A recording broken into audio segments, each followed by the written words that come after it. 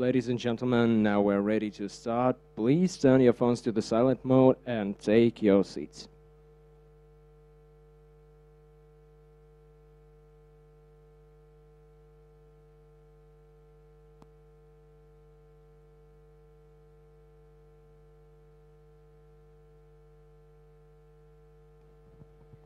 Ladies and gentlemen, the national anthem of the Russian Federation.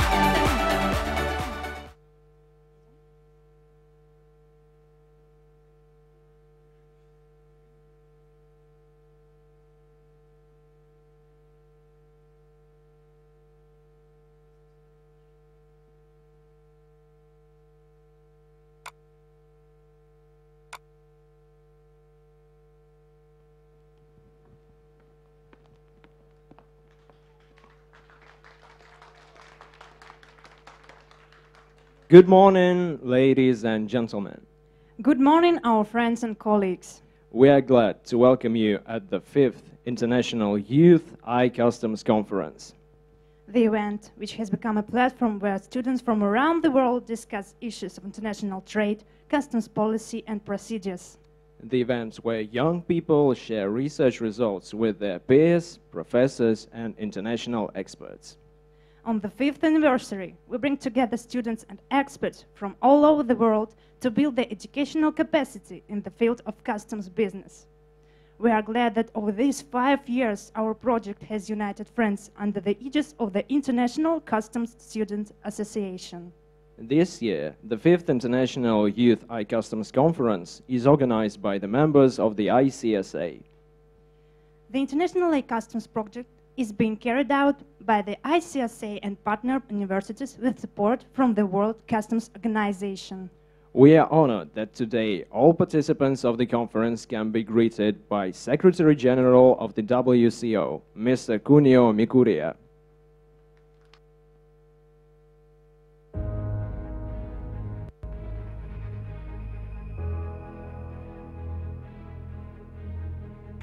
Dear participants to the International Youth iCustoms Conference held in St. Petersburg, from the WCO headquarters, I would like to send my warm greetings for all of you.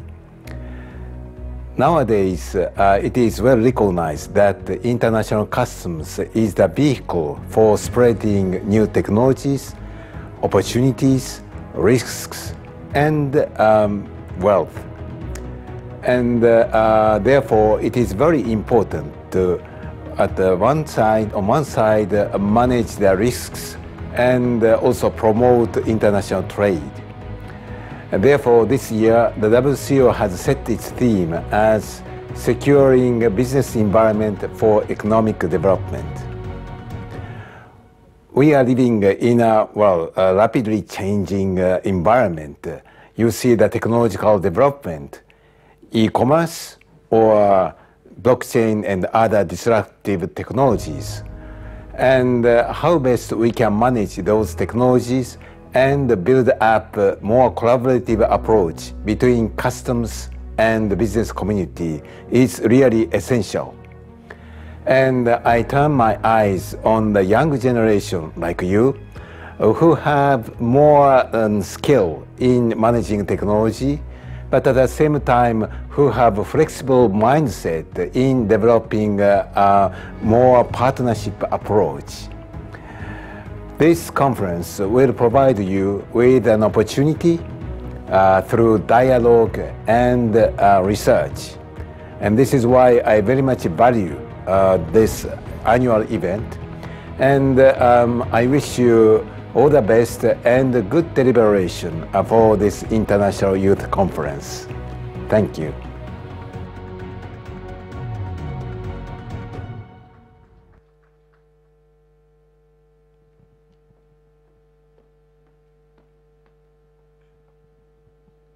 The Youth iCustoms project has been developing rapidly and continues to attract attention of students, professors, and experts from different regions of the world.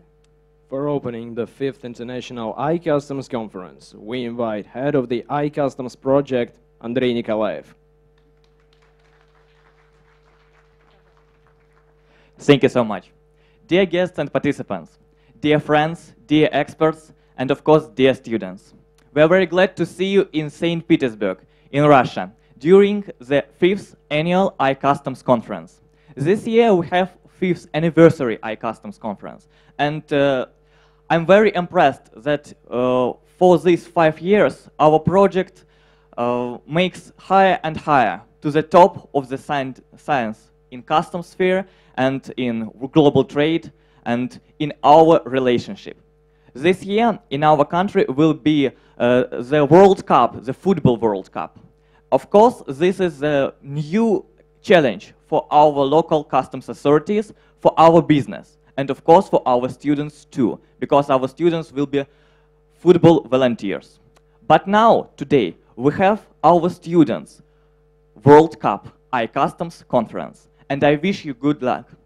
And see you during the P-Card Youth Forum. Thank you.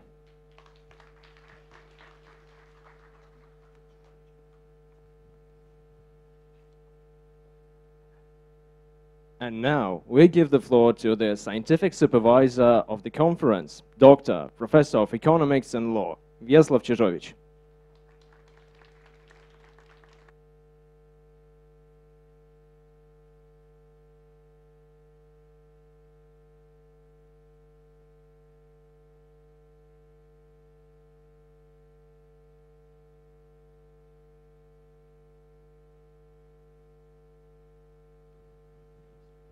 Thank you very much.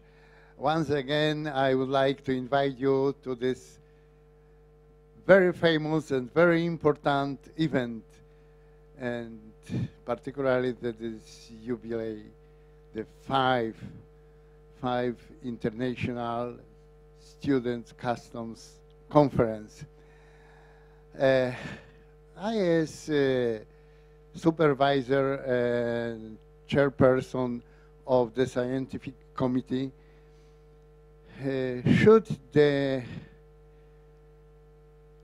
very nice work to review all works which will be presented today and tomorrow. But I remember the first International Customs Conference also, and I can say that each year the professional level of the works is higher and higher every year.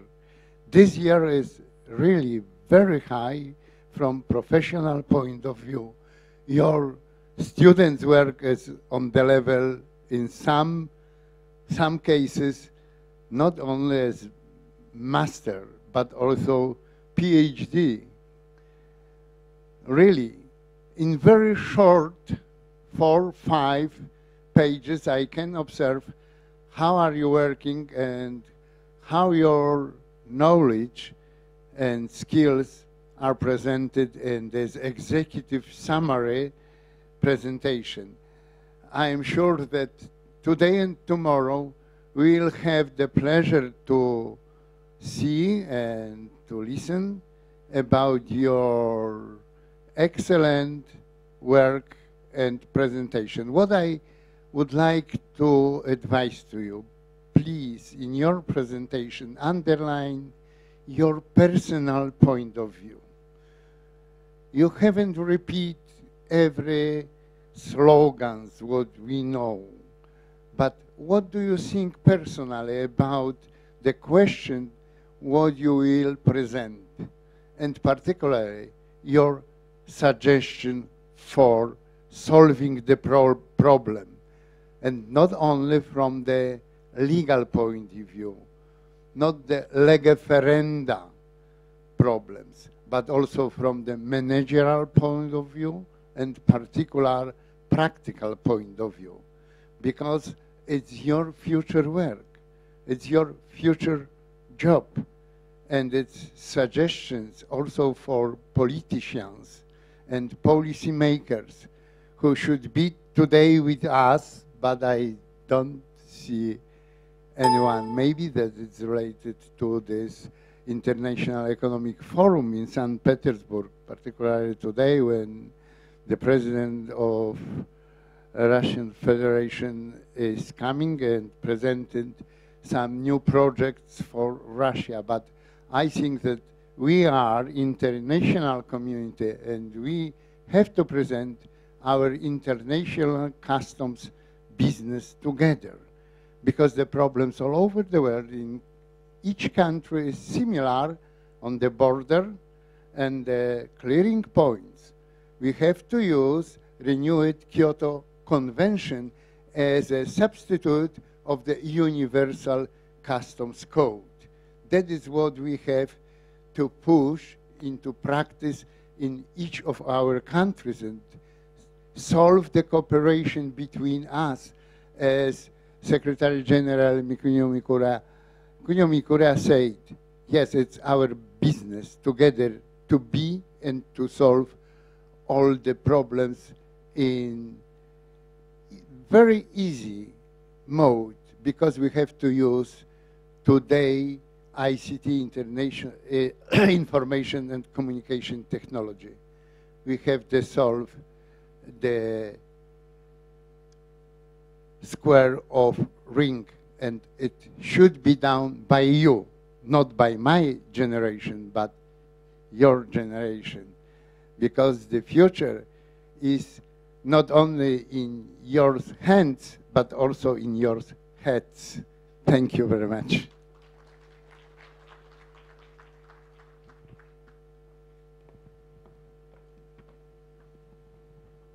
Thank you, Mr. Chizorich. Applause, please, again. This year, iCustoms Conference joined the program of St. Petersburg Economic Forum.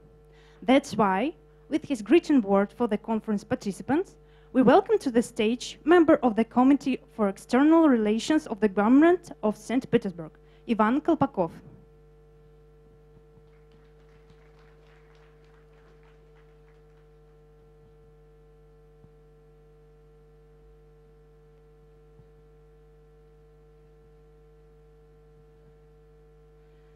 Okay.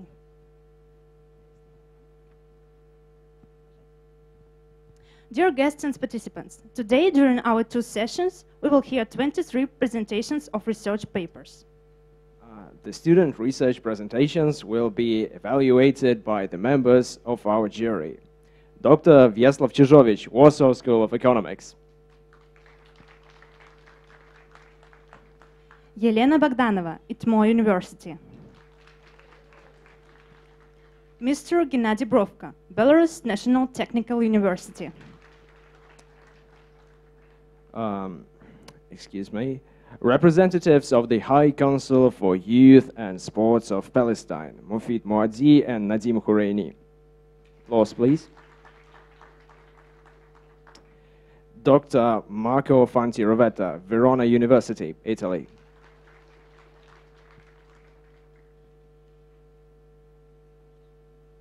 So, excuse me. The members of our jury will have to choose the best student research to be presented at the Youth Forum of the WCO Picard Conference. The international youth event will take place in Malatya, Turkey on October 11th. There are 11 presentations in the first session of our conference. The first part will be followed by a coffee break. Then we will move to the second session with its 12 presentations. The first day of our conference will end up with making a group photo of all participants and the jury meeting. The awarding ceremony will take place tomorrow here at the Assembly Hall after the round table and masterclass delivered by our invited experts. The members of the jury will announce their results and recommend the best student researchers for participation at the Picard Youth Forum. Dear guests and participants, please follow the schedule of the conference program. So we're about to start. Dear participants, please know that your presentation must be no longer than 7 minutes. Dear members of the jury, please take a look at your evaluation lists. And our first participant is Emmanuel Avusi, Ukraine, Ghana, Dnipro Customs and Finance University. Emmanuel's research will be presented via Skype. Good afternoon, distinguished listeners. First of all, I would like to thank the organizers of this integral conference. My name is Owusu Emmanuel, and I am a student of the Customs and Finance University, Dnipro, Ukraine. The topic of my presentation is Customs in the Age of Globalization and Regionalization. The presentation is going to be divided into 3 folds. The first part, I will touch on the key roles performed by customs institutions all over the world. The second part, I will shed more light on some critical successes the World Customs Organization have chalked in the recent years. And the last part, I will zoom in on some of the challenges the World Customs Organization faces. Well, let's start. Today's global world has done more good to countries than harm, and all the good things that we can speak of has come to pass as a result of unquantifiable works the World Customs Organization have done. Let me zoom in on the first part of the presentation. Well, in the first part, it is not far-fetched when I say the traditional role of customs institutions is to perform physical functions. Most countries' fiscal revenue statement lends credence to the fact that customs officers collect a high proportion of national tax revenue through imports and exports. To take a step further, the first part of the presentation, the interconnectivity between countries as a result of globalization and regionalization has even brought onto the lap of customs institutions a very crucial role, which is trade facilitation. This international role has deepened the recognition of customs institutions in the global space. All right, now I'm going to talk about some successes the World Customs Organization has achieved in the recent space. The World Customs Organization, as we all know, is the umbrella body of all customs institutions all over the world. And some of the critical successes they have achieved, and it's very commendable, is the development and the maintenance of the harmonized system of tariff nomenclature. The system is a unique system that has been designed and being maintained by the customs institutions. And what it does is it assigns a unique code to tradable products agreed by the World Customs Organizations and the World Trade Organizations. The wisdom behind this system is to ensure universal tariff valuations for commodities. And the second part of the success they have chalked is also the development of the MECATA program. It's a very fantastic program the World Customs has put in place to provide implementation tool for the World Trade Organization's trade facilitation agreement.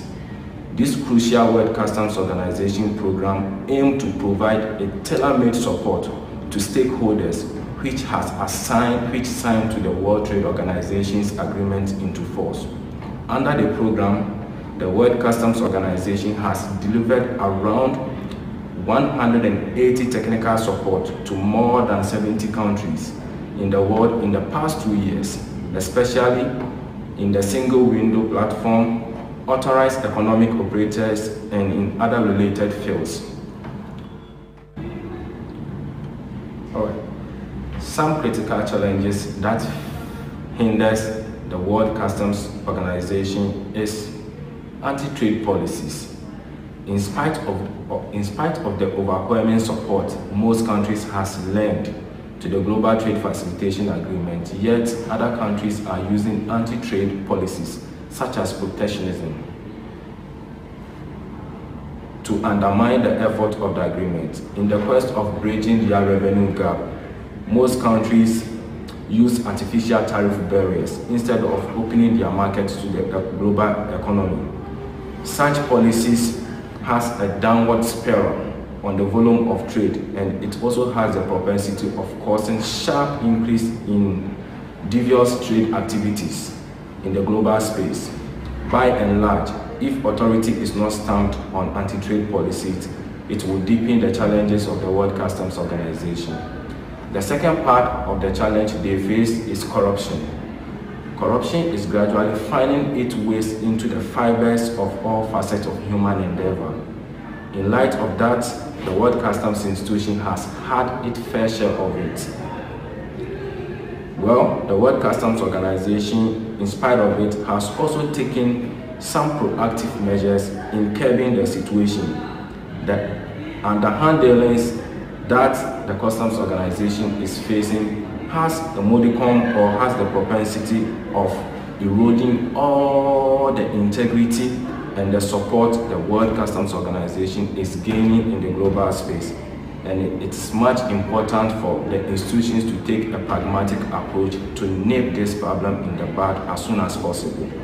And the last one is the information and communication technology gap. Information sharing is a crucial part of today's global customs operations and strategic functions. But unfortunately, there is a gap. The global customs network sharing of information is essential in the protection of the global supply chain. The earlier the gap is closed, the more easier it becomes for dissemination of information among customs officers concerning export and import. Thank you very much for your attention.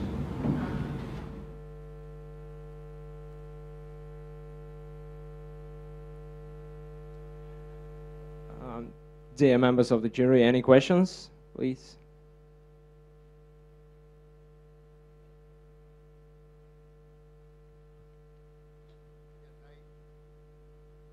All right, I guess I have one question to the presenter. It's possible to have the communication? Unfortunately, we don't have, it seems like we don't have the possibility for any questions. Yeah, sorry. Okay. Technical issues. I think we'll have to skip right to the second participant. It's Valeria Bakhtina, Russian Federation, Moscow's Russian Customs Academy.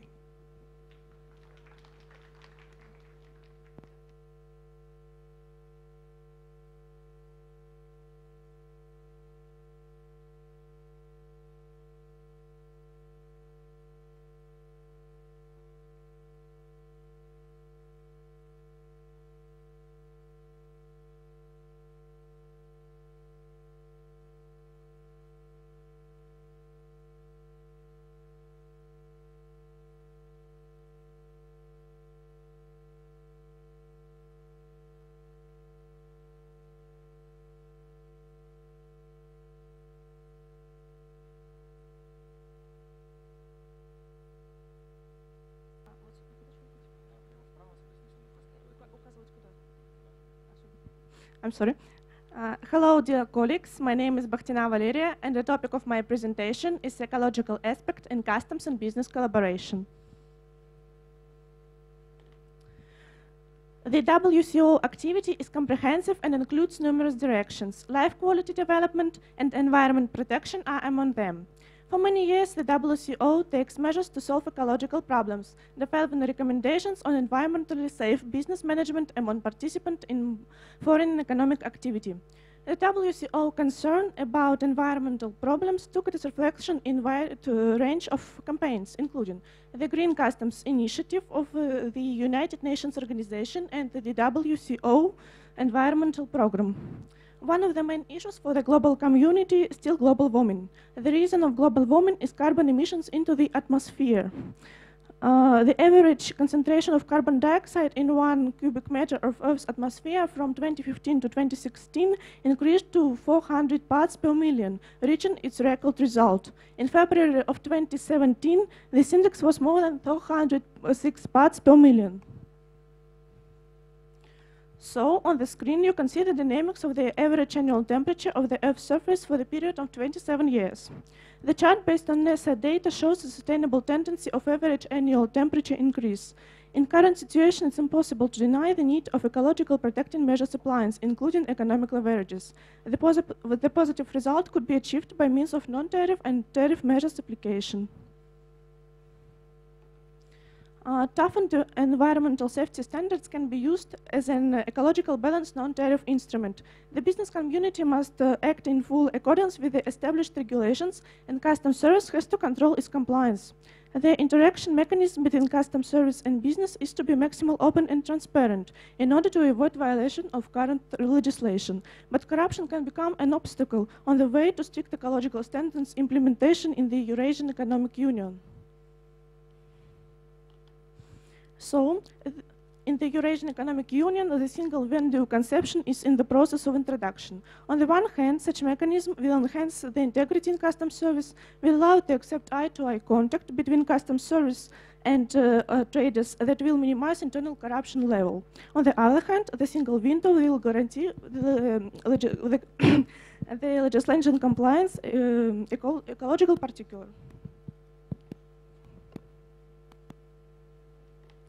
The average annual temperature increase is not only ecological but also socio-economic problem.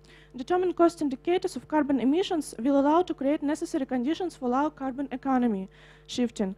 For instance, carbon emissions are tariffed in 42 countries and 25 subnational formalities. For example, Chinese province Fujian. According to the World Bank data, in 2017, the aggregated value of carbon pricing reached $52 billion. It's 7% higher than in 2016, and it's not a limit.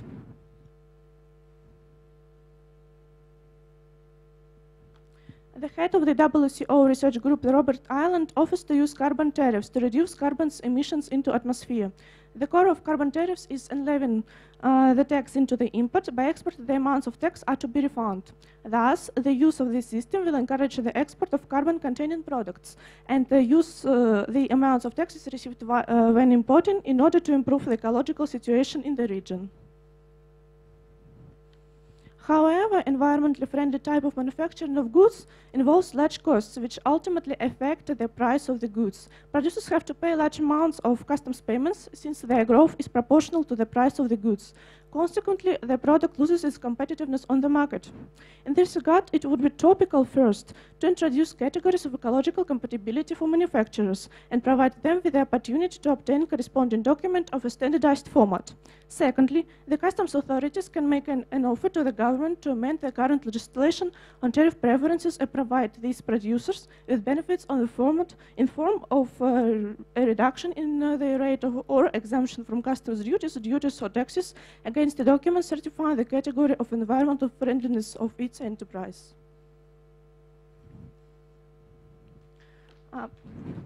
Sorry. But only customs administration's initiative is not enough. It's important to interest the business sector in the application of an environmentally safe production. For this, the state should ensure the conditions for the most effective and painless transition to cleaner production. Such a tool may become a reduction of import customs duties rates on equipment that doesn't pollute the environment. It's worth noting that cooperation of customs and business in national level requires special program that will allow traders to familiarize with the legal and regulatory acts of the state's environmental legislation, learn about the benefits provided to legal entities that conduct environmentally friendly business.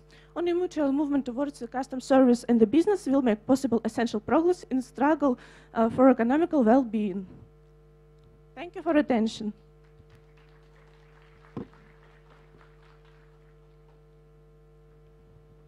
Jury, please, any questions? Yeah.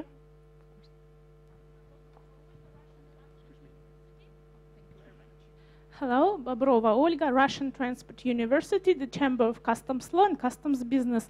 You mentioned the mechanism of single window in the Eurasian Customs Union. So would you be so kind to show us the correlation between using of mechanism of single window and ecological protection of customs? Thank you very much. As I have already said, the single window mechanism will help to avoid corruption in customs officers, so the traders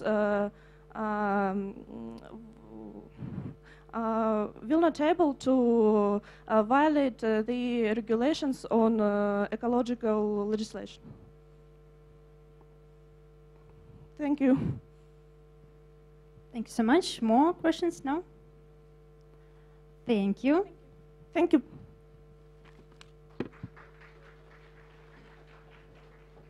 And as I already said, this year iCustoms Conference joined the program of St.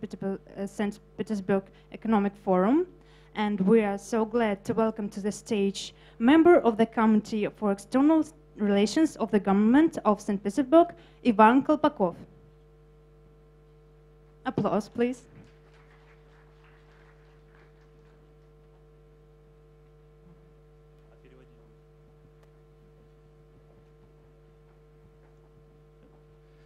Всем здравствуйте. Рад приветствовать гостей и участников конференции. Good morning, everyone. I'm glad to welcome you here, all the participants of the conference. Как сказал один из выступающих, уважаемых гостей, о том, что сейчас в Санкт-Петербурге проходит Петербургский международный экономический форум, и, конечно, все основное внимание сосредоточено именно на нем. As was already mentioned, during these days in St. Petersburg there is St. Petersburg International Economic Forum, and of course a lot of attention is brought to it. Но правительство Санкт-Петербурга, Комитет по внешним связям не мог пройти мимо конференции и посчитали себя необходимым обязательно посетить и поприветствовать участников. But the government of St. Petersburg and the Committee of the International Relationship could not miss this event right here today, and it is an honor for them to come here and welcome you all.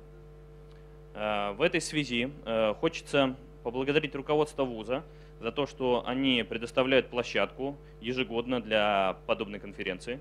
We would like to thank the administration of the university that they provide the platform and the venue for this event. Поскольку конференция, на наш взгляд, носит очень важный характер среди всех мероприятий, которые проводятся в нашем большом городе. Because this conference has a very huge importance in our opinion, according to other events which are taking place in our city. И несмотря на то, что она не является непрофильной для данного учебного заведения, руководство вуза всегда идет навстречу молодежи и дает ей площадку и предоставляет возможность ее проведения. And even though this conference is not in the profile of the university itself, the administration is still very kind to provide the platform and to provide the opportunity for students to participate and to organize it.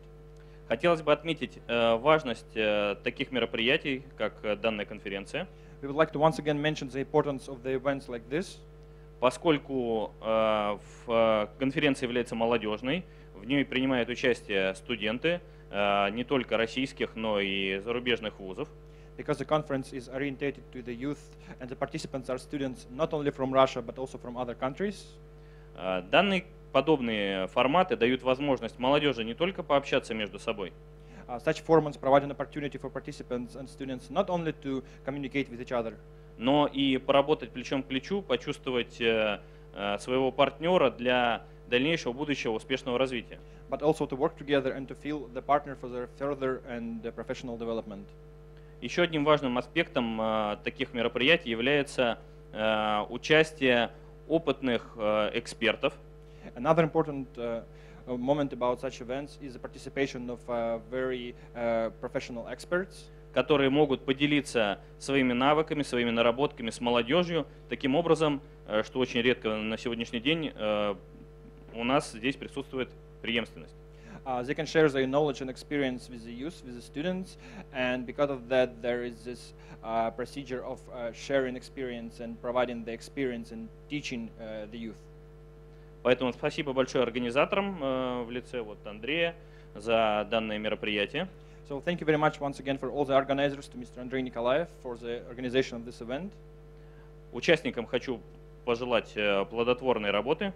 I would like to wish all the participants the very fruitful work. Но вместе с тем хотелось бы отметить, And also, as I would like to mention, что сейчас Санкт-Петербург празднует свое 315-летие.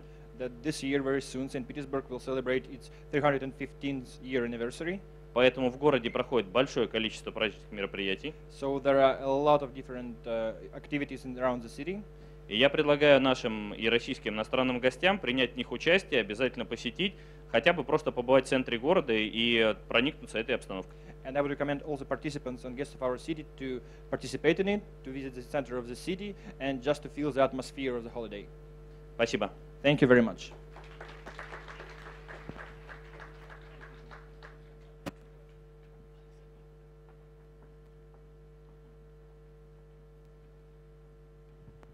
Thank you so much, Ivan Alexandrovich. And let's move on. And our next participants are Shamil Gilmedinov and Urmat Reskulov, Russian Federation, National Research University.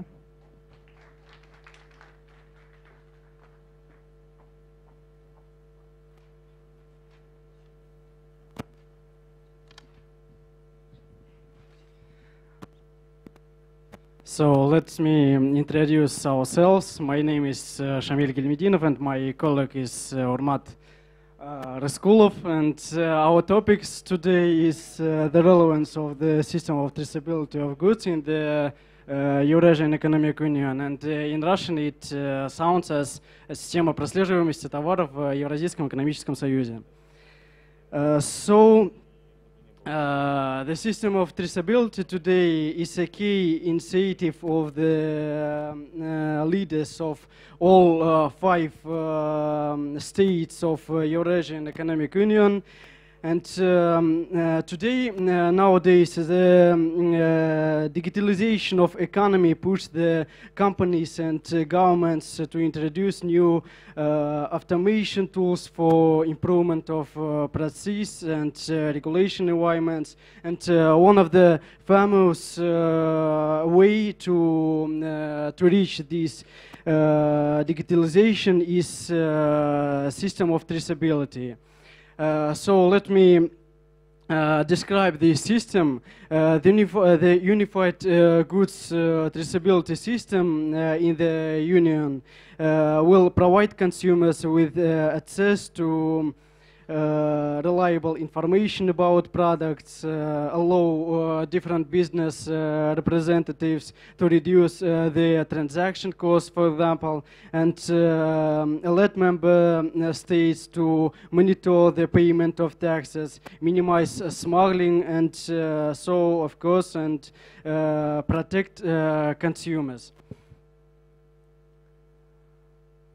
You can see in our first slide the goal and problems and the relevance of the system. I want to describe only two main problems that are. For the first thing is consumers haven't any reliable information today about the products, about different products in the territory of our union. Information lack of product information. And the second thing is that platform for unscrupulous entrepreneurs to produce counterfeit products. We support that the introduction of this system will reduce the production of counterfeit products. You can see in this slide the map of the sphere of this distribution. The system of traceability of goods will allow to trace the history of the goods from the procedures to the end users throughout the union. Of course, one of the main acts today is the main areas for implementation of Union digital agent until 2025. And in this act, if you want to read, you can see four main priorities of this development, and there are four way to reach this development. First of all is digital traceability of product movement, goods, services, and digital assets in the union, in our union.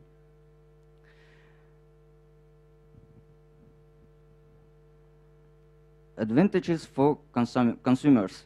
The first, will receive full information about the product, its availability at points of sales and price.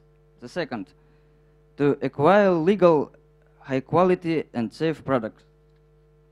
And finally, to implement the quality control function, it will support at least two complementary types of traceability of goods.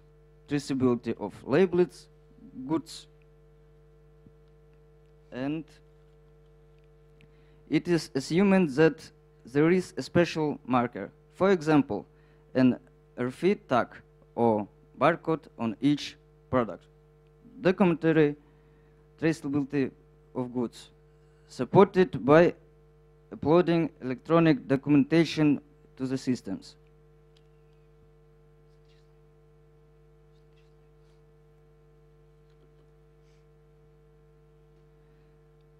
Advantages for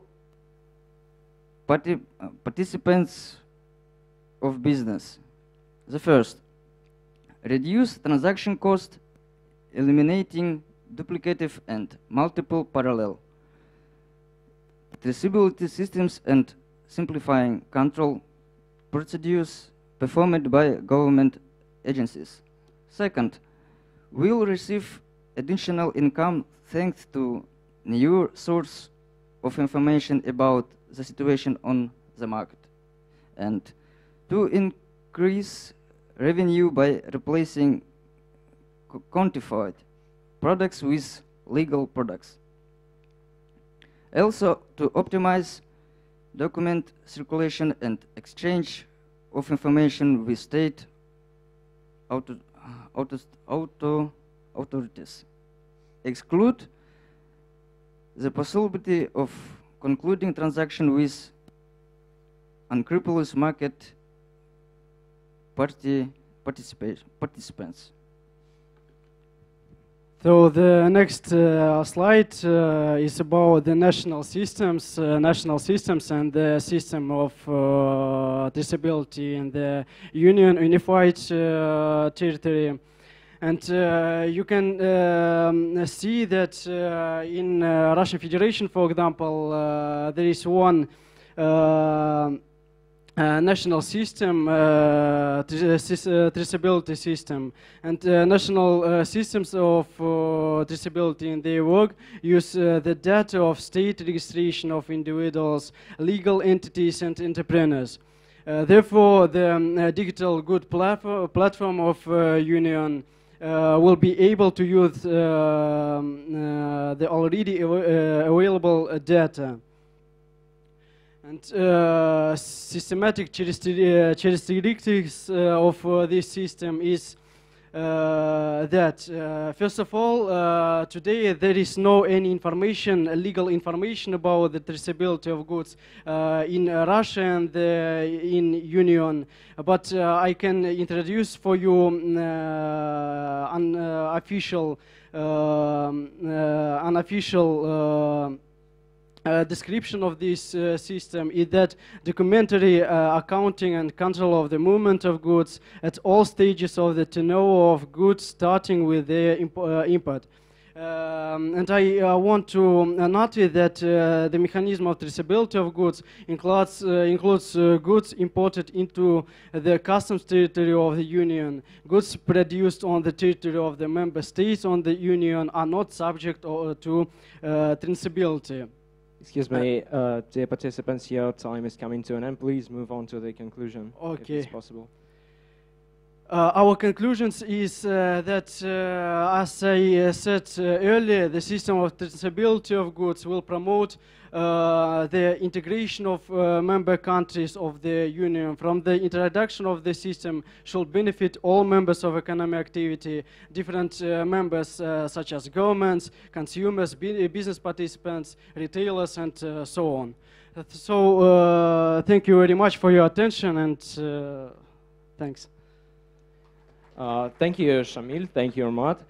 Any questions from the jury members, please? All right. Do you have the microphone? Is it working? Okay. Would you be so kind to determine the words we should use to describe this mechanism? I mean, you said traceability. Maybe we should use word tracking. Tracking. Yes, like in Почта России, when you see your parcel and in all minute online, and maybe this term we should use because in all minute online we can see the goods and we can use the information of goods from customs, from tax authority. The question is clear. Question is clear, but. As I know, there is no any suitable information about it, but I don't know how to answer to your question because there is no answer. Thank you very much. And the second question is, if it's comfortable for you, do you suppose that mechanism of good tracking is in compliance with the WCO standards of customs and tax cooperation? In my opinion, this experience of the system of traceability will be very helpful information, helpful experience, our future experience for all members of the organization. This organization mentioned organization, and in my opinion, if we reach the future experience of this system to implement this in future, in my opinion, it will be very helpful for all different countries all over the world. Any more questions?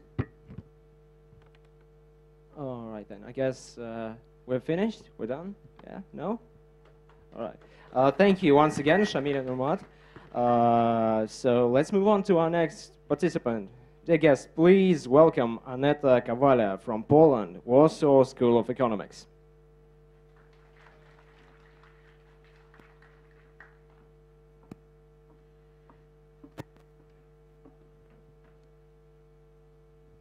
Good morning, everybody.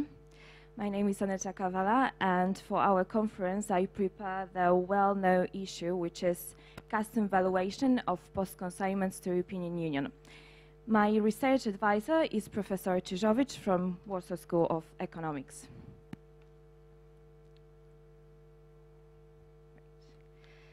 Let's move to our agenda. First of all, customs valuation, then customers' best practice to avoid customs and tax fees, causes and consequences of the undercutting the custom value, and of course, conclusions. Undervaluation of post-consignments to European Union. Why did I raise up this issue? It's a simple answer for that. Nowadays, we are struggling with the impacts of imported goods to European Union, mostly from Far East. More and more Europeans decide to purchase products from Asian websites because they are fairly cheap and very often in a good quality. Since the internet is a global network, the electronic trade has started dynamically developing. Moreover, very often sellers perfectly know about those trading-friendly regulations and try to help the receiver cut the cost of procurement. Using those practices may be beneficial for buyers, but in the longer term, they might be a threat to the local market, native producers, and also to the country's budget.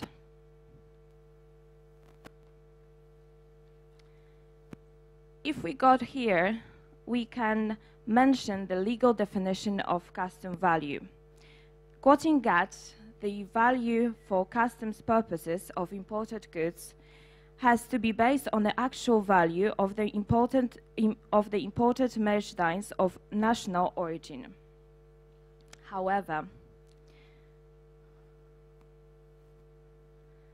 there is more and more importers who benefit from tax exemptions to avoid unwanted taxation. Undervaluation of the post-consignments, declaring goods as a gift, or falsification of the certificates of origin, those are the most frequent methods for avoiding customs duty. So, next slide shows one of the most frequent tactics. The undervaluated good is declared for 200 euros, and the amount which is not declared, it is 1,800 euros. The budget loses a rest of it. As simple as that.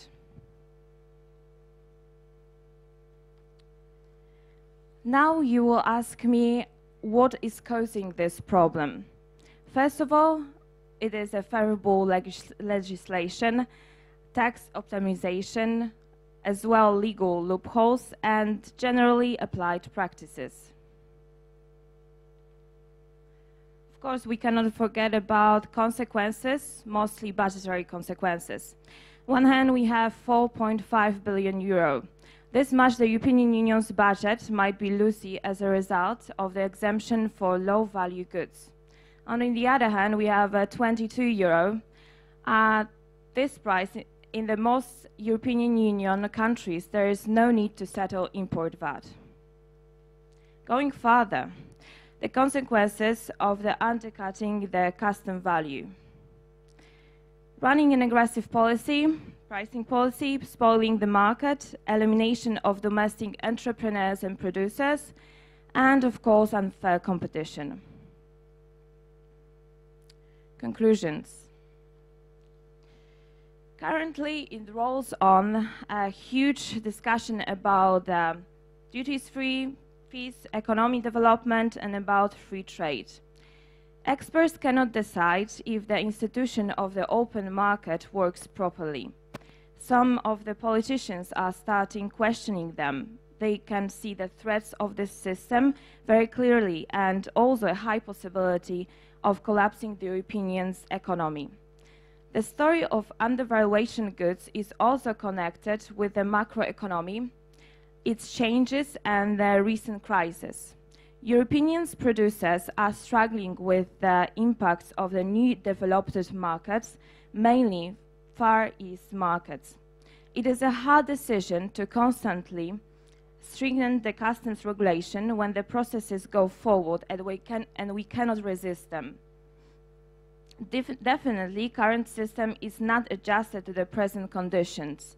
Undervaluation goods in the post-consignments undermines the European Union's and member states' budgets, creates unhealthy competition, and eliminates native producers. It also introduces impure and unethical playing field where entrepreneurs or even natural persons providing and selling imported products to customers with a high margin. Duties exemptions and the loopholes are a perfect opportunity of gaining a cheap product, and Europeans are not afraid to use them, even if sometimes they are illegal. Thank you for your attention. Thank you, Aneta. Any questions from the jury? Yeah, of course.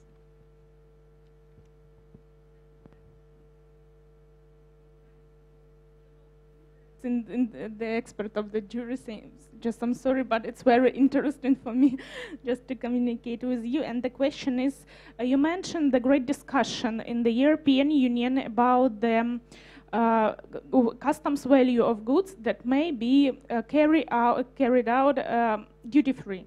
And the main discussion in the main discussion and the same discussion is in the Eurasian Economic Union. So would you be so kind to... In what? Sorry, I Okay. didn't catch the last part. You mentioned that there is a great discussion in the European Union about customs value of goods that may carry out duty-free. Am I right? Yes. And the same discussion is in the Eurasian Economic Union, the same discussion. For 5 years, the Eurasian Union Economic Commission decided how to use this customs value of goods in the parcels. So would you be so kind to tell what is the ideal customs value of goods that may carry out in parcels without duty, customs duty?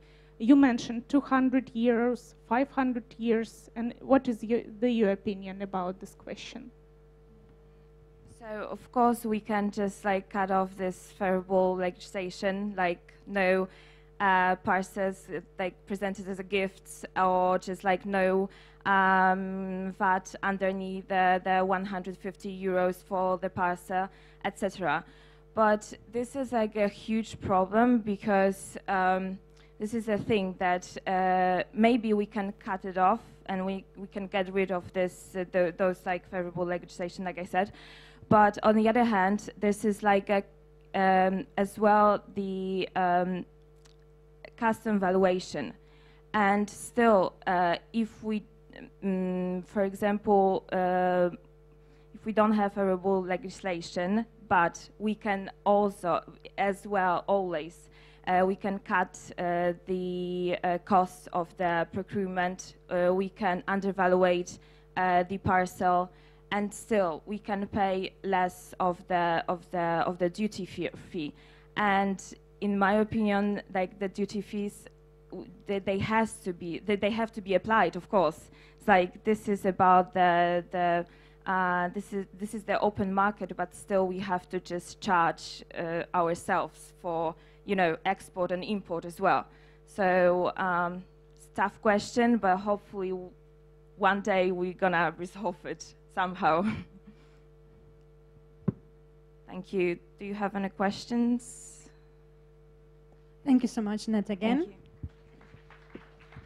Let's move on to our next participant. Her name is Tatiana Yanechkina, Minsk, the Republic of Belarus.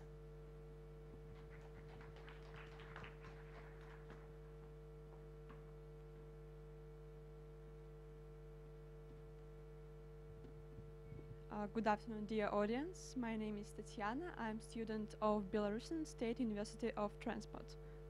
Belarusian State University of Transport. And today I'm going to talk about post-clearance audit. So, if you are ready, let's start. The main objective of my presentation is to identify and analyze the main components of the post-clearance audit, as well as the benefits derived from the post-clearance audit by the customs authorities of the Eurasian Economic Union. So, let's start with the fact that post-clearance audit is defined by the revised Kyoto Convention and as the structured examination of business relevant commercial systems, sales contracts, financial and non-financial records and other assets. So, but I'd like to point out at the same time that post-clearance audit shouldn't be confused with internal audit conducted by the company to review its own internal procedures.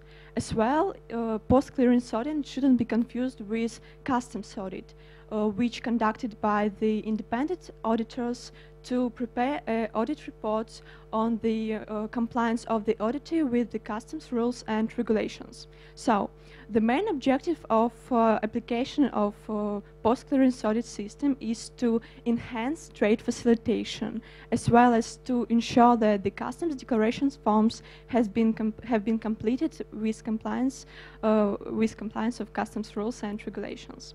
So now I'd like to say that in accordance with the guidelines of the World Customs Organization, the post-clearance audit process consists of the 6 main stages. As you can see on the slide, the first stage is pre-audit research. During this stage, customs auditors draft an audit plan. After that, they contact with auditee in order to arrange for an interview with the relevant personnel of the company. This person should be confirmed that all information concerning the business held in official records is correct. And after that, customs officials carry out customs audit procedures. This is the third stage. During this stage, they carry out customs audit procedures such as inspection of books and records, verification of customs value, and in some cases, inspection of goods and premises. After that, they analyze the results of these inspections and prepare a final report. One copy of this final report should be sent to the auditee, and one copy should be sent to the customs office, which is in charge of carrying out customs audit procedures. And the last stage, as you can see on the slide, the 6th stage, evaluation. During this stage, customs officials verify whether the recommendations established by the audit report are implemented by the auditee or not. So, let's move on to the next point of my presentation, post-clearance audit in the Eurasian Economic Union. For the first, I'd like to point out that nowadays we have 2 forms of post-clearance control. They are cameral customs checks. I have difficulties with my presentation. Well, anyway, as I have mentioned, we have 2 forms of post-clearance control in the Eurasian Economic Union: cameral customs check and field customs check. These forms of customs control are based on the audit techniques, and yeah, as you can see on the slide. These forms of customs control are based on the audit techniques. So we can say that in some cases, post-clearance control, the forms of post-clearance control of the Eurasian Economic Union and the post-clearance audits established by the World Customs Organizations are the same, but we have the different meanings of carrying out of this form of customs control. So as far as the statutory terms for completing customs operations in the Eurasian Economic Union, I'd like to say that the present customs code of the Eurasian Economic Union sets a time frame of 4 working hours from the moment of submitting the customs declaration form. Besides, I'd like to point out that the previous customs code of the Customs Union set a time frame of 1 working day. Having analyzed this data, we may conclude that the state members of the Eurasian Economic Union are aimed at further implementation of post-clearance audit system. So it's obvious.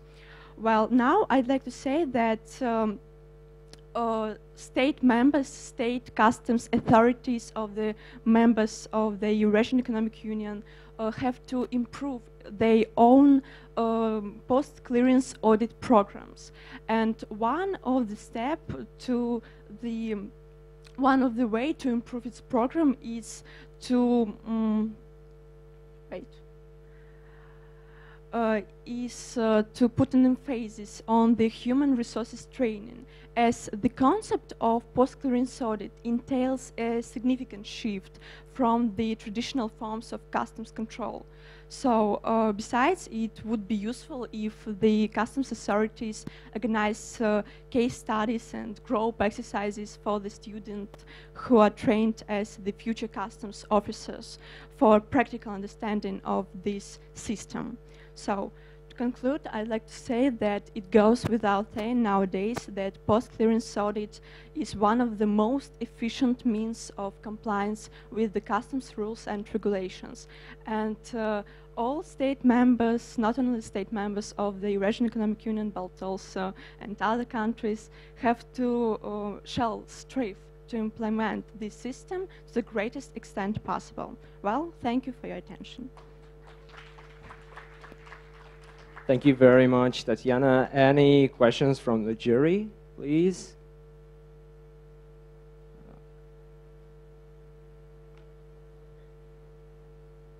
No, wait a second, please. I'll give you the microphone. Is it working? No, it isn't.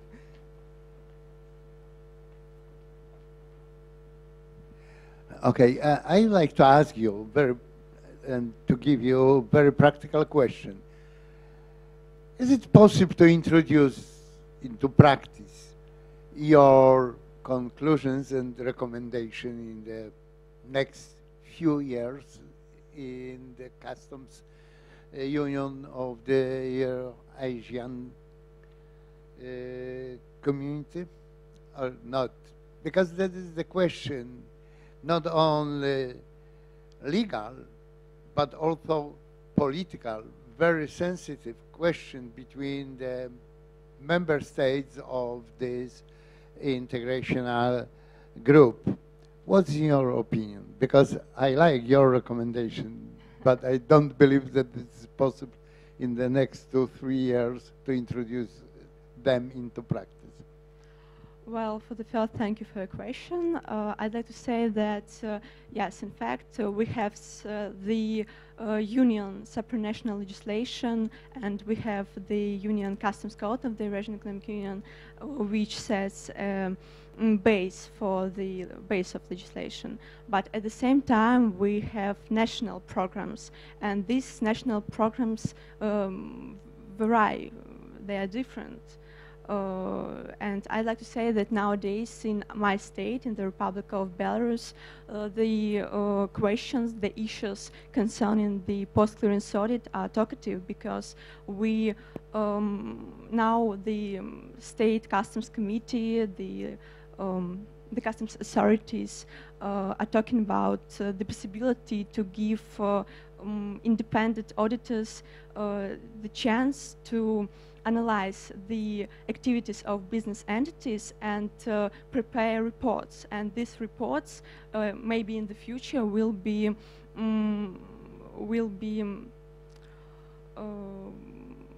right as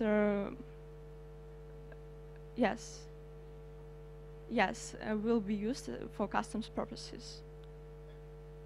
Yeah. Okay. Thank you for your attention. Any more questions from the jury? Yeah, actually, questions from the audience are also welcome, so if you want to, feel free to ask. So, thank you, Tatiana, for your presentation. I have a question for the further development of the post-audit, so if you let me. I'd like to ask if the further integration of our countries, of the customs services of our countries will contribute for the development of post-audit. I will give you an example. For example, the online data exchange of the information that our customs services get from the post-audit control. if you know the new direction of development of the custom services, so for the removing the custom control to the post audit, yes, from the border passage. So how will it help to our countries and our custom services to exchange this data online, and will it be reasonable at all? Thank you. Is it clear? My question is clear? Yeah. Thank you. Where are you from? Thank Where you. I'd like to say that, as I have mentioned before, for carrying out post-clearance audit, the customs officials have to have some data and different data about the business activities, about the transactions. And sometimes we don't have such data in the state. We need some information from the Kazakhstan or Russia or something like that. And by implementation of online data exchange, we may receive such information for minutes, and this will contribute to cost savings for both governments. Yeah, thank you very much for answer. Russian Customs Academy. Well, thank you again. I guess that's all we have time for on the questions, of course. Now it's time we announce our next participants. They are Anastasia Tultseva and Елизавета Kroshkina, Russian Federation, Moscow, Russian Customs Academy. Please welcome.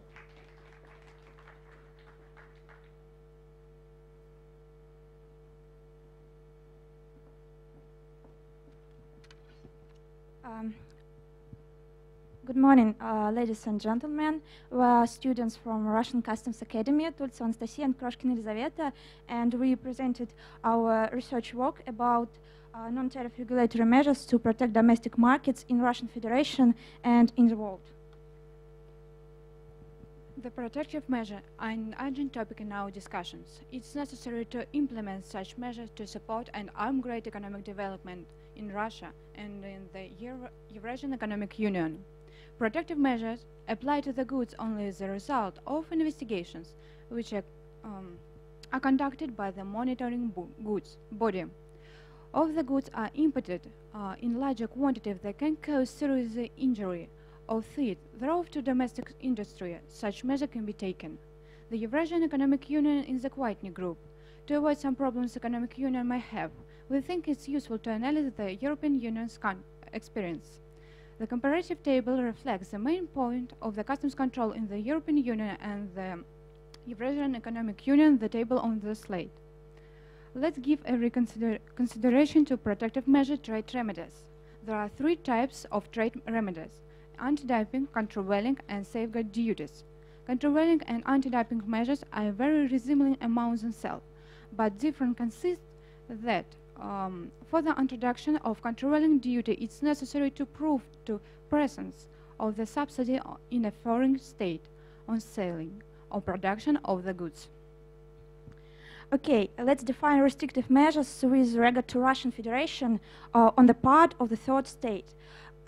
Such countries as Abkhazia, Australia, Azerbaijan, Brazil, Vietnam, Egypt, India, Indonesia, European Union. Is the list of the countries applies restrictive measures in respect of the goods made in Russia. There are 142 measures used with respect to Russian goods. Let's give every consideration to protective measures. The following may be cited: anti-dumping measures 45, specific protection measures 11, countervailing measure 1, other non-tariff measures 85. With regard to Russian goods, 14 investigations are conducted.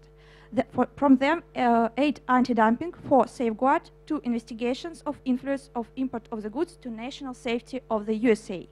European Union, USA, Japan, Ukraine, Switzerland, Norway, Australia, Iceland, Liechtenstein, Chernogorия, and Albania prohibited the import of goods occurring from Crimea and Sevastopol within sanctions. Let's analyze in which customs operations safeguard, anti-dumping, and countervailing duties are paid in accordance with the Customs Code of the Eurasian Economic Union. You can see our dynamic analysis table on the slide. With regard to Russia, the countervailing duty for cars imported to Ukraine acts from January 2nd, 2016. On January 1st, 2021, LTD Solar's Dali Vostok 17.66%, Open Society afterwards 14.57%, for other Russian companies 10.41%. Production of cars in Ukraine in 2015 decreased to 5.3 times up to 5,189 units as compared with similar period 2014. The sales of motor cars of Russian production doesn't decrease and is increased in spite of active countervailing duty. Among Russian manufacturers, the latest growth of the output in January 2016 belongs to the Open Society afterwards 108.9%. It's possible to judge that the Euro car is aimed to European segment and mainly the realized goods. Therefore, introduction of countervailing duty didn't affect rates of production and rates of sales a given manufacturer. The following tendency was revealed since 2015 until 2016. Since the introduction of countervailing duty, the sales of Russia cars were increased. Export of cars from Russia for 7 months of 2016 decreased by 35%. However, in 2016, Russia auto manufacturers, among which LTD Solar's Dalny Vostok, with regard to which were entered countervailing duties, opened new export markets. Solar's Dalny Vostok began deliveries of motorcar Ford Russian production to Armenia. Motorcar Datsun, which are produced by the company afterwards, started to be exported to Lebanon. The production of motor trucks in January-July accounted for 70.4 thousand motor cars, that by 6.2% higher than a 2015 rating.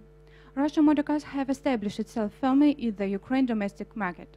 Such situation is caused by the following factors. Between Russian manufacturers and Ukraine consumers steady channels of deliveries of motor cars, and the spare parts are adjusted. Russia automobile companies specialize in budgeting segment. And it's important to generate methodical recommendations and proposals for the improvement of theoretical and practical components of protective measures. Taking into account that safeguard, anti-dumping and countervailing measures are specific but effective ways of protection of domestic market and domestic manufacture, it's important to have an accurate and comprehensive theoretical base on this question, as well as practical platform of application of above mentioned measures. To sum it up, the following proposals can be made. First, the collaboration and sharing of experience between and among the trade union in the area of trade remedies implementation is required. Second, the document addressing a wide range of trade remedies can be enacted. Third, reorientation of trade in the Russian goods restricted or prohibited in accordance with the trade remedies towards the African and Asia-Pacific regions. Fourth, the development of the free trade zone in Crimea. And fifth, in respect of the car market. Given the complex economic situation which has arisen in Ukraine in recent years, the demand for low-sale car will rise. Russian manufacturers may launch the automobile factory. Thank you for your attention. Any questions? Thank you, Anastasia and Yelizaveta. Any questions from the jury? I guess no. We're done then. Oh, yeah, there is a question from the audience.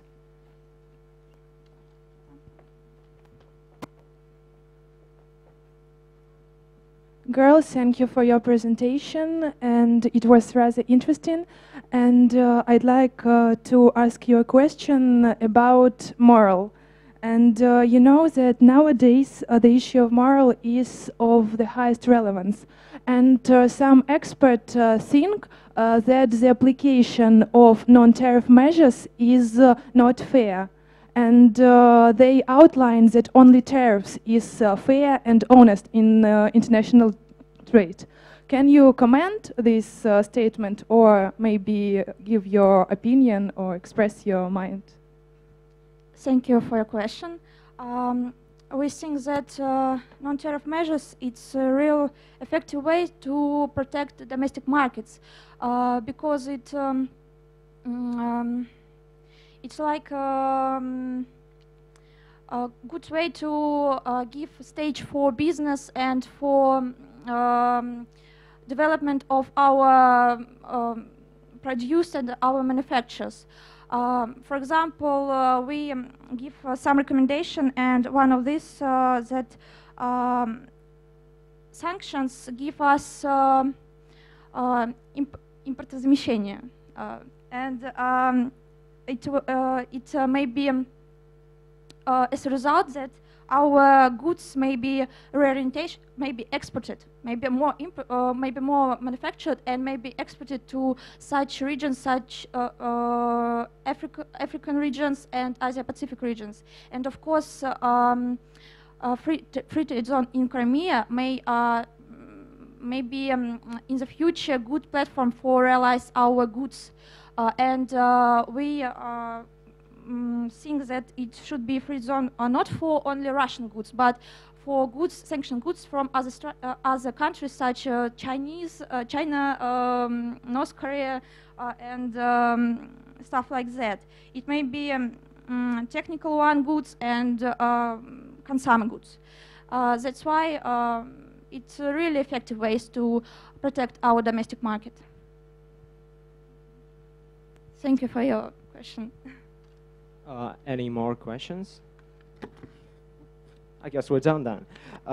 It's time to announce our next participant, Inna Yuryeva, Russian Federation, Moscow, Russian Customs Academy. Please welcome.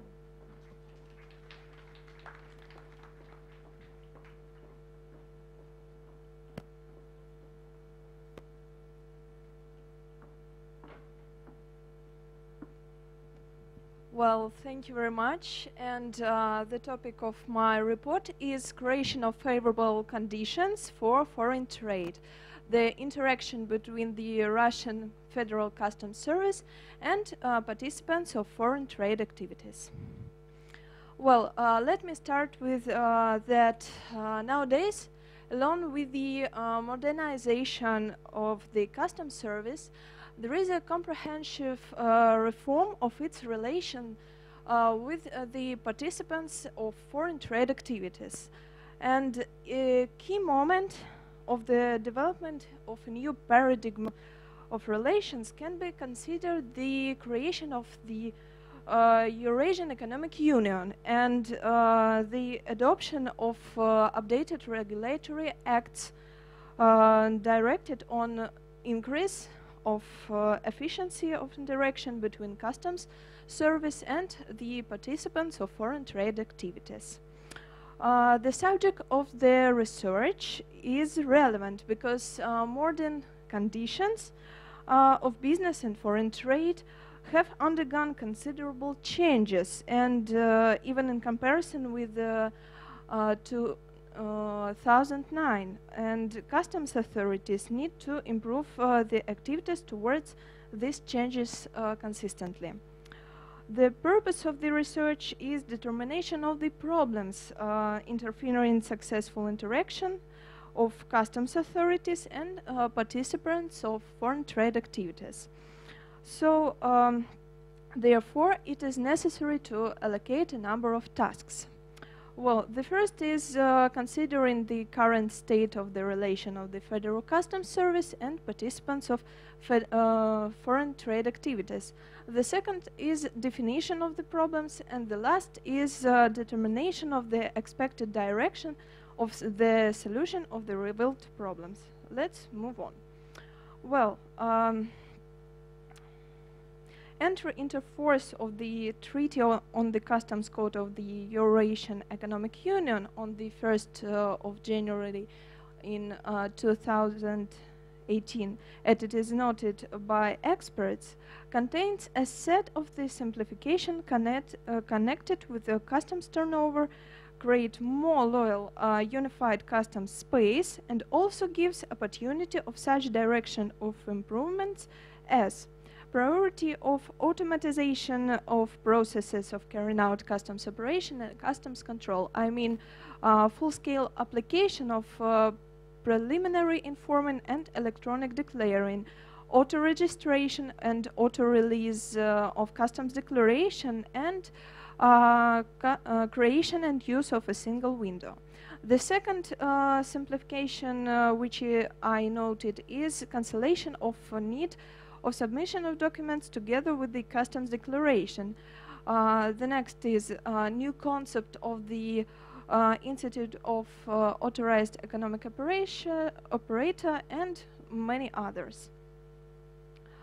Adoption of the new code, transition of the Federal Customs Service of Russia into the maintaining of the Ministry of Finances of the Russian Federation, entry into force of the Bali Agreement of simplification of customs procedure created necessary prerequisites for draft of the complex concept of Federal Customs Service of Russia of 2020 year. Same draft and implementation of program documents and actions plans on improvement of customs administration promoted, namely this complex concept and roadmaps on improvement of customs administration and support of export. Well, on the slide you can see the main principles of the complex concept of the Federal Customs Service to 2020. The first is acceleration of processes of carrying out customs operation and customs control, concentration of the declaration slew in the centers of electronic declaring, and the last is further improvement of a personal account of the participants of foreign trade activities. I mean, the main principles in 4 words are convenience, simplicity, efficiency, and safety. Well, it is necessary to note that the complex concept implies the basic change of the relations of customs authorities and the participants of the foreign trade activities. And it is expressed by a number of the new principles and initiatives directed to improvement of customs administration. I depicted it on the slide. As you can see, for example, 10 steps towards business reflect simple and convenient services, higher speed of customs operation and effectiveness of customs control, and as a result, minimization of expenses. And what I will say further, as a result of the work of Charter of Fair Participants of Foreign Trade Activities, this is fair business, self-control, and responsibility.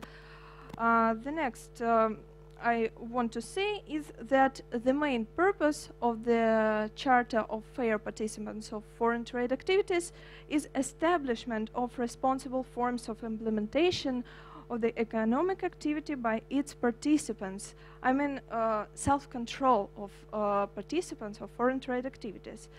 And they signed it and seek to increase reliability of declaring, promote implementation of effective customs control, and minimize the number of customs offenses as much as it possible. Well, here you can see some information about chapter. Let's move on to summarizing my talk.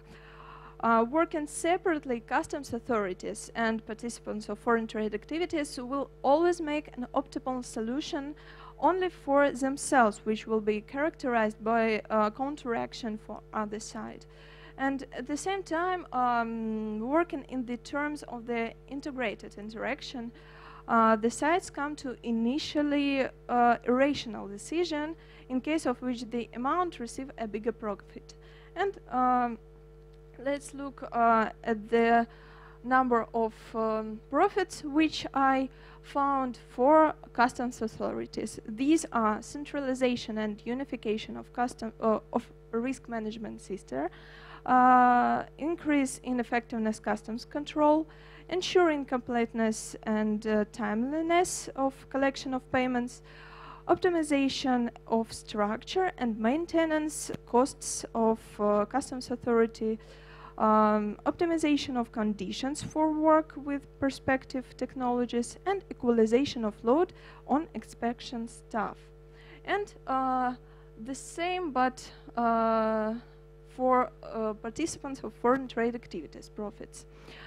Well, this is emphasis on customs control after release of goods in case of low risk level, expenses to reduction due to acceleration of process of carrying out of customs operation, CO, assistance to growth of international trade, ensuring uniformity and legitimacy of the made decisions, decrease in corruption risks, and centralization of accounting of cash flow. Well, I want to conclude my talk, and if you have any questions, don't hesitate to ask. Thank you very much. Thank you, Inna. Any questions from the jury, from the audience?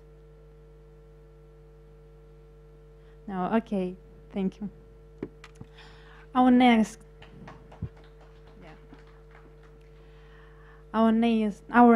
speaker is Ekaterina Kalmykova, Russian Federation, St. Petersburg, Itmo University.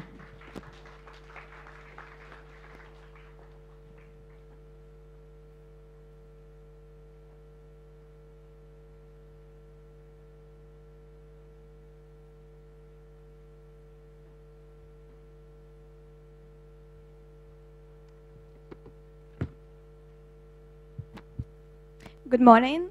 The topic of my presentation is influence of the subject-focused approach on the risk management system on practical use of technology of automatic release of goods. International experience in the application of the risk management has shown information about consignments of goods, practice of conducting trade operation by persons involved in foreign trade process, and can be used as a basis for choosing forms of customs control. Next slide, please.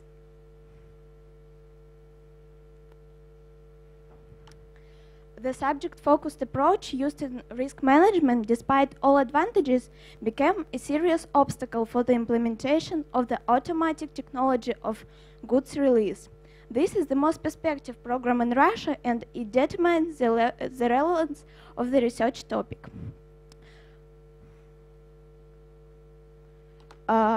The categorization of participants of foreign economic activity is based on certain criteria.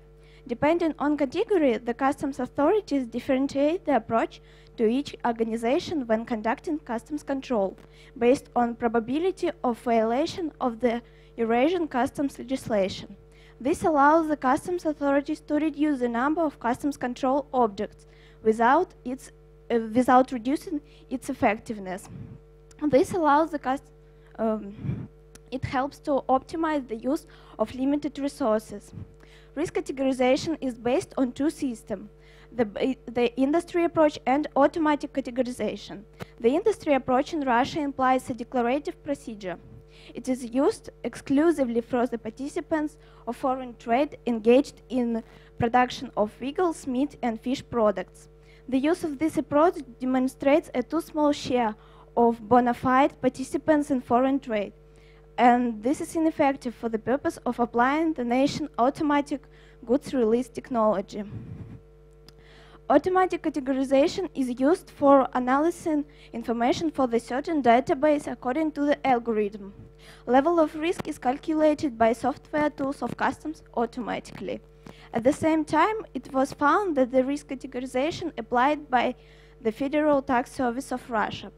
Also, Russian customs and tax services have common databases of participants of foreign trade, and therefore I offer to estimate conscientiousness of the participant in foreign trade primarily on the basis of financial statements. Russia implies the principles of risk categorization of traders recommended by the WCO, based on the division of participants in foreign trade into 4 categories according to the following criteria, as you can see on slide. On the one hand, risk categorization has shown the following positive results. For example, the share of customs inspections has decreased from 7% to 0.7%. On the other hand, the automatic goods release directly depends on how conscientious the participants of foreign trade according to the risk criteria. Only legal entities having a low risk level have the opportunity to use this technology. As you can see on the slide, only 3% of participants of foreign trade can be considered as bona fide. This fact potentially has a negative impact on the automatic goods release system. The process of categorization is quite long and consists of 2 stages and takes about 6 hours. Firstly, we divide all participants of foreign trade on 2 categories by the amount of declaration. At the second stage, we range declaration by the basis of 43 criteria. It can be general indicators of the activity and the information about results of customs control regarding in previous period.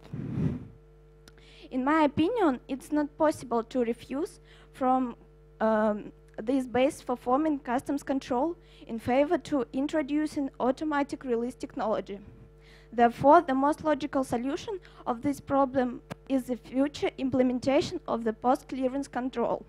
It makes still possible to discover the fact of customs violation later and then take all necessary measures. Also, in the process of the development is a charter of bona fide participants in foreign economic activity. This process was proposed by the Russian customs to the business community, and they supported this initiative. The signing of this document doesn't impose any legal obligation on the member of the foreign trade, but this is a serious reputational element. I suppose it will provide self-regulation of the participants of foreign trade. Thus, in this research, we reflected not only negative but also positive features of risk categorization. It has also been established that combined application of risk categorization of participants of foreign trade and automatic goods release of make the participants of foreign trade more motivated to improve their ratings as bona fide operators in trade and transfer the main part of customs control to the stage after the release of goods by the customs authorities. Thank you for your attention. Thank you, Ekaterina. Questions, please? Is it working? No? Oh. Ekaterina, thank you very much for your presentation. It was very interesting. Thank you. And the question is between the relation between economic authorized operator program in the Eurasian Union and the categorization of the trade operators. Is it relation between these two terms, two program? Can you repeat, please, the name of the program? Authorized economic operator. It is a big difference now between ordinary participants in foreign trade and economic operator because we have some differences in EU legislation, and I think it is should be 2 different programs of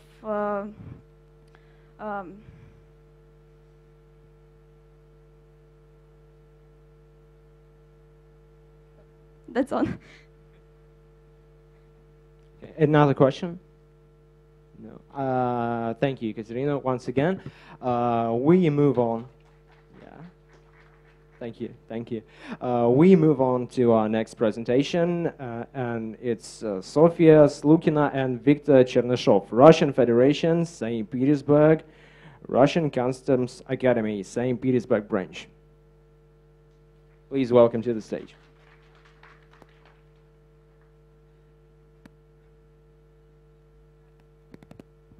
Hello, dear colleagues.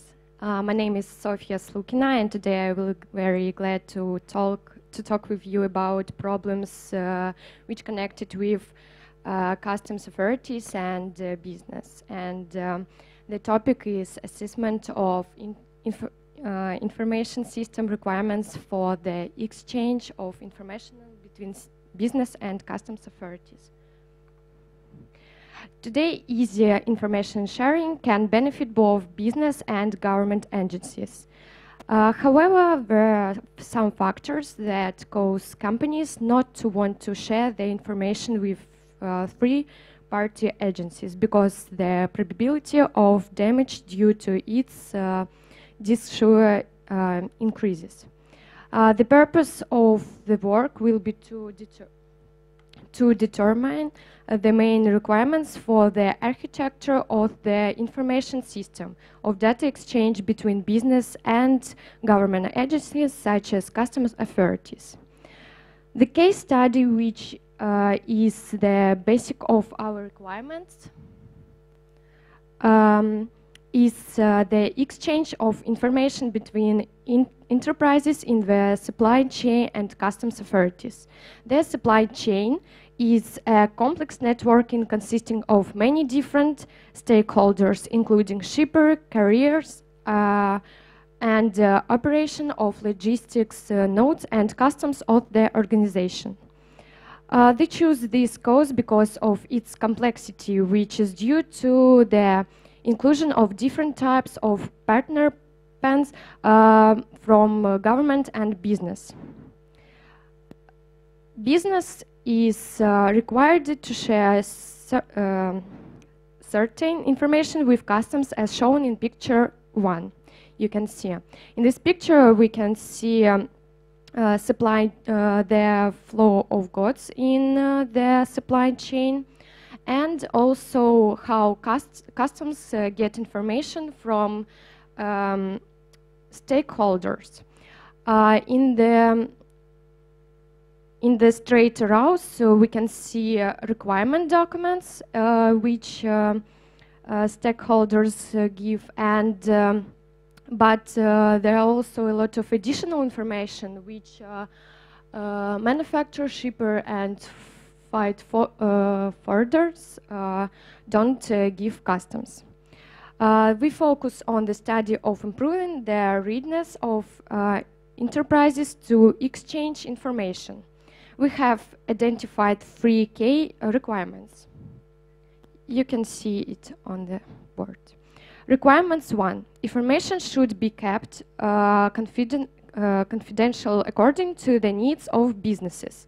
Requirement 2.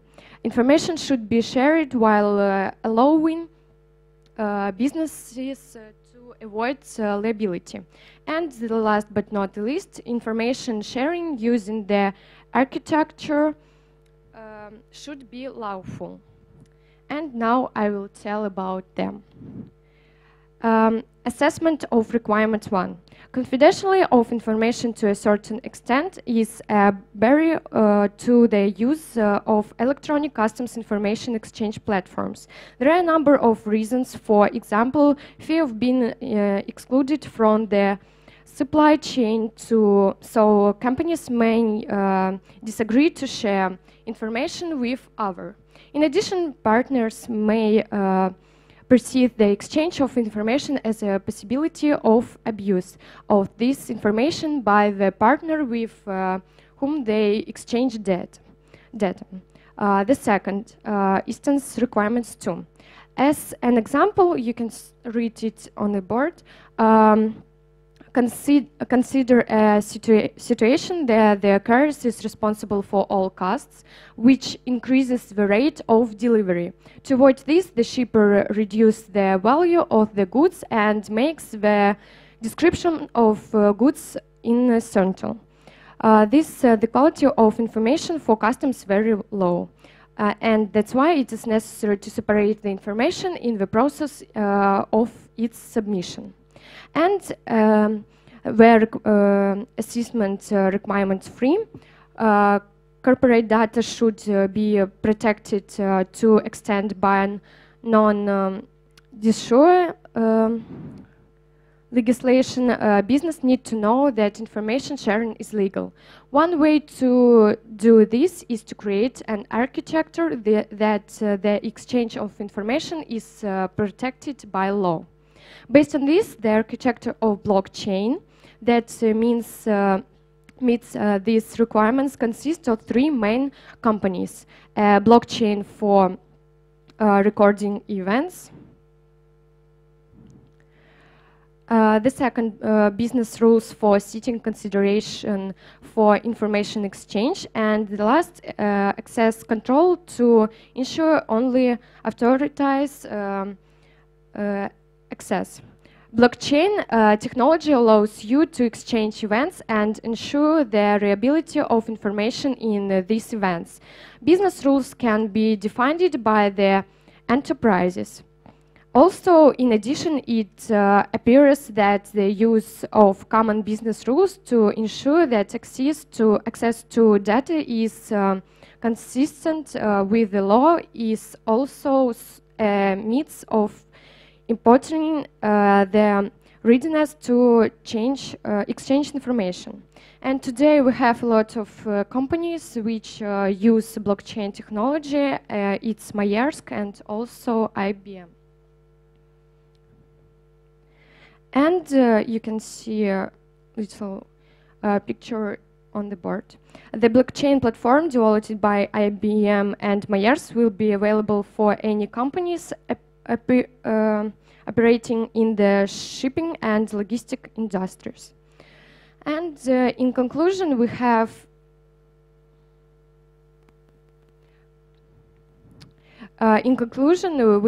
identified the requirements for information system of data exchange between the two customs and business. We have got the architecture requirements, namely information must be kept confidential in accordance with the needs of the enterprises. The second is information should be shared alone companies to avoid liability. And the last, exchange of information will exchange of information with the use of the architecture should be legal. The main thing is the desire of both partners, government agencies and business to go for mutual information assessment to reach each other. That's all. Thank you for listening. You can ask your questions. I will be happy to give you answer. Maybe questions from the audience? Yeah. Yeah. I can come. Thank you. So thank you, Sophia, for your presentation. It was really interesting, and obviously the last part of this. I have a question about the exactly information system of this exchange of B2G. Maybe I've lost it, so remind me. Do you mean that it's more effective and more reasonable to use exist information systems or elaborate new ones for this exchange? And what is about blockchain? Is it your decision of this issue, or is just example of elaborating and implementing these new things? Thank you. Thank you too.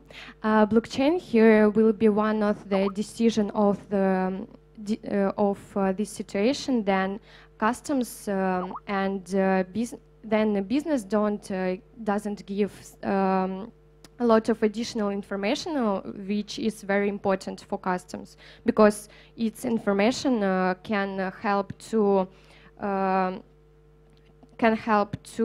minimize the risk of smuggling, for example, and that's why it will be one of the decision of this problem. As an example on blockchain. Thank you for answer. Yes, thank you. Thank you, Sophia. Let's applause again. Our next speaker is Artem Vinichenko, Russian Federation, Moscow, Russian Customs Academy.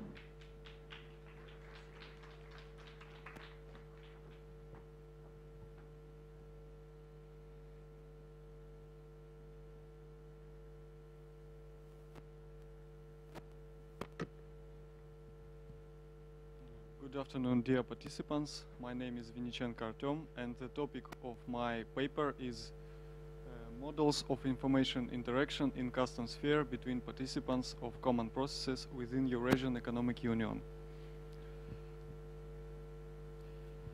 So today, in conditions of globalization, thank you. Today, in conditions of globalization, customs activities should be aimed at improving the effectiveness of customs control while reducing the time for its implementation.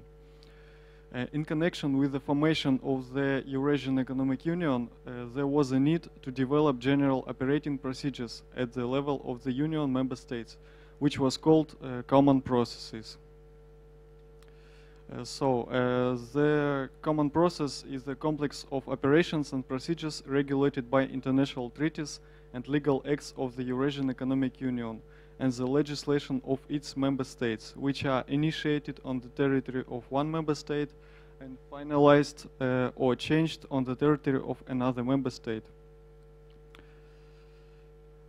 According to the decision of the Eurasian Economic Commission Board number 29, more than 17 processes are specified in the legislation of the Union as common processes, which determine the main directions of interaction between the member states. Among them are specified such common processes which are grouped into 10 main directions.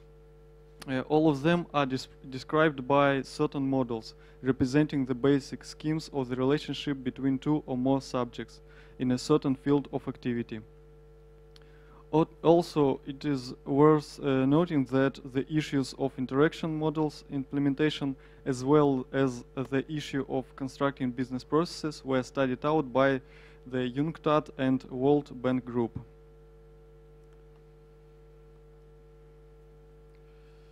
Today, the main parties of interacting models are the state bodies, individuals, and legal entities.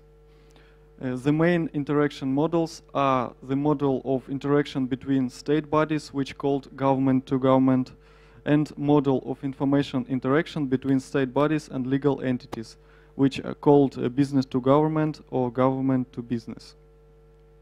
In practice, information interaction in the European Union within the framework of the providing public services, as well as the interaction between state bodies on the other issues, is based on the B2G model. That is, it actively includes legal entities in the process of interaction. One of the vivid examples of the implementing such models is experience of Netherlands and Sweden in creating a single window.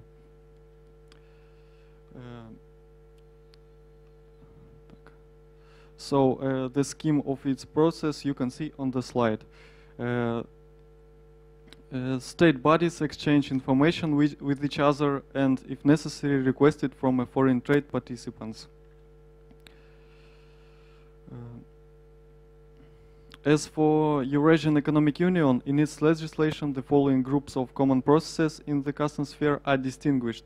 Firstly, the use of documents databases issued by the Union member states authorized bodies while regulating foreign and mutual trade. Second is the formation, maintenance and use of common information resources to support customs authorities' activities. And the second is protection of intellectual property rights and other processes. All of them are basically constructed using G2G model, as you can see on the slide. There are three main components as state bodies, national gateways, and interaction bus. And in addition, the following subsystems participate in the implementation of Eurasian Economic Union common processes. These are gateway, integration platform, common processes control subsystem, subsystem of reference information, information portals, and informational analytical subsystem. Also, I want to say that to assess the effectiveness of the above models, a SWOT analysis was carried out. And the result of this analysis you can see on the slide. The first model is G2G model. It have advantages, disadvantages, problems, and capabilities. The main advantages is information insurance and support of regulation spheres.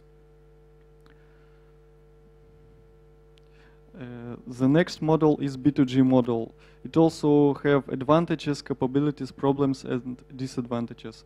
And the main advantages are inclusion of legal entities and individuals in the process of interaction. The next one is close cooperation between legal entities and individuals and state bodies. And the last one is complete satisfaction of all areas interaction needs.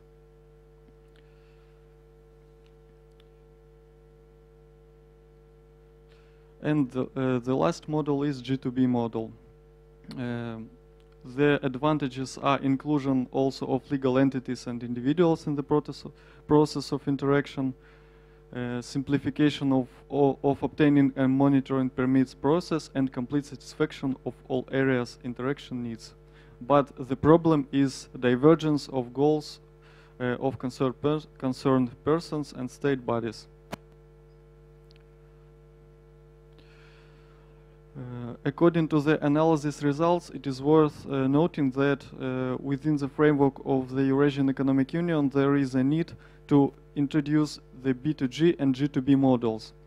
This will improve the effectiveness of cooperation in the Union and will contribute to more complete satisfaction of all areas the interaction needs. Also, it is worth noting that there are no such actual processes in the existing list as formation, maintenance, and use of general register of authorized economic operators. The next one is formation, maintenance, and use of register of international postal exchange places.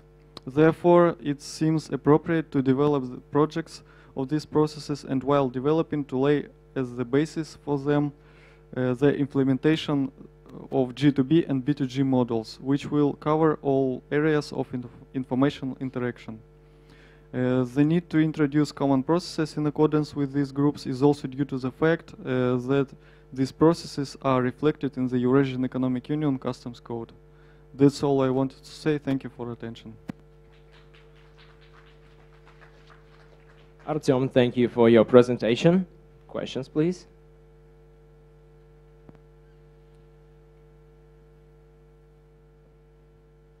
Thank you for your presentation. What do you think about the top problem in B2G customs?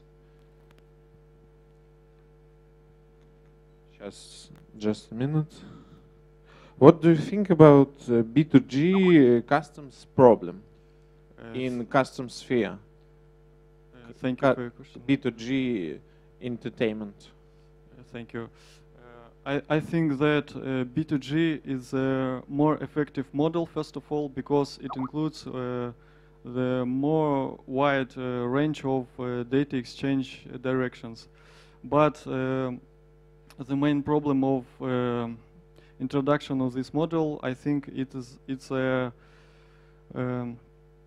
high complexity of ways of integration in the customs authorities in 5 countries of the Eurasian Economic Union and the high costs of to its implementation. I think so. Thank you very much. Thank you. One more question from the audience.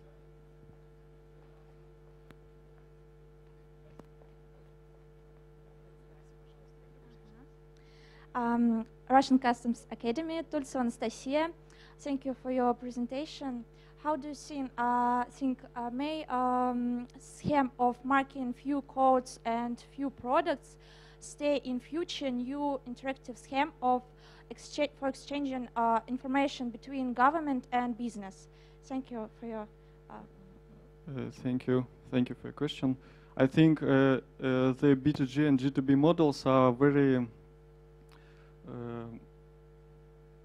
important for the implementation, and the almost all ways of trade and data exchange process can be put into the realization by this model, I think so, in the near future and for the further development of the Eurasian Economic Union. That's all. Thank you very much, Artyom. Thank you. So, Last but not least, for this session, we have Agboza Ebenezer, Ghana, Russian Federation, Yekaterinburg, Ural State University. As you can probably already tell, his research will be presented via Skype. Please welcome.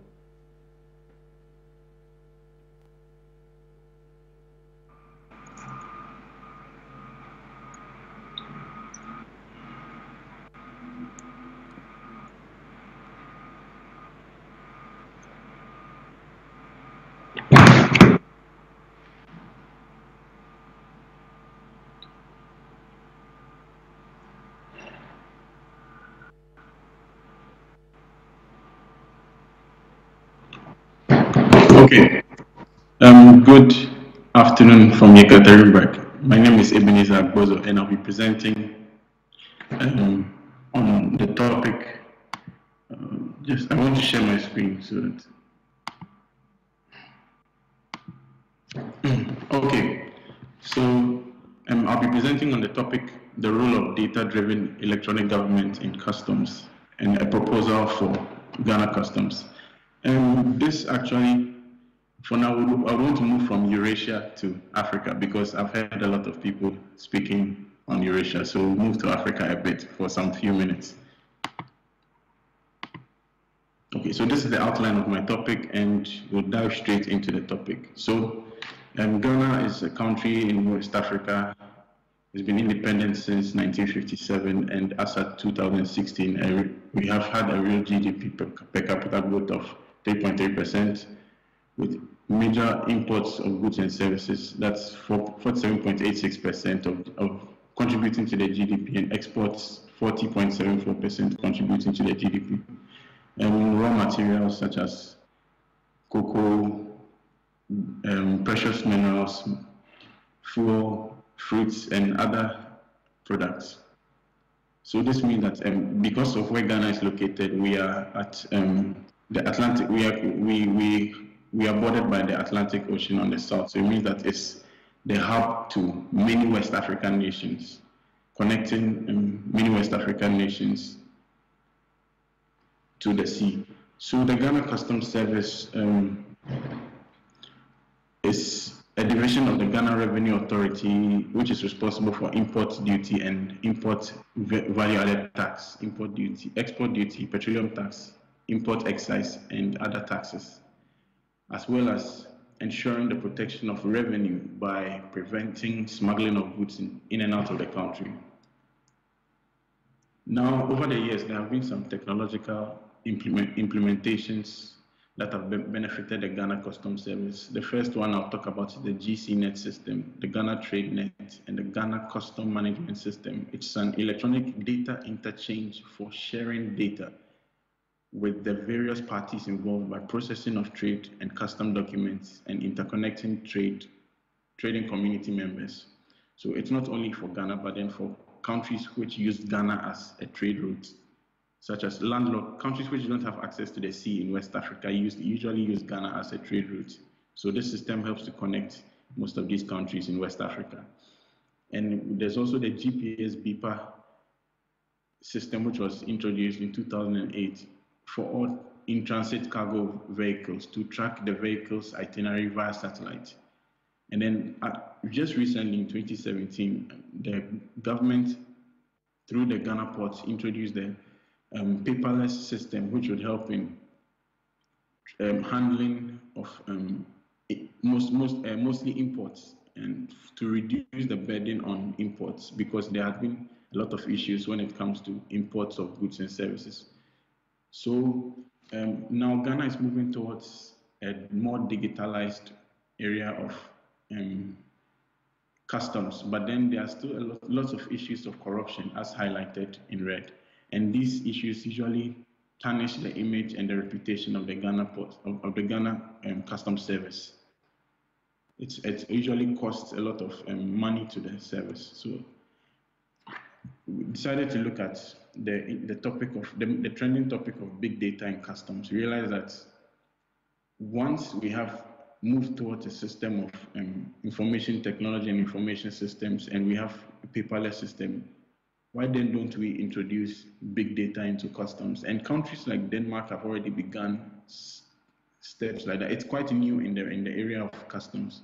So countries like Denmark and Jamaica have also begun, but Denmark has taken a huge step. And according to Bertot's one paper in 2014, big data projects in leading countries in governments are aimed at providing easy and equal access to public services, better citizen participation in public affairs, and transparency.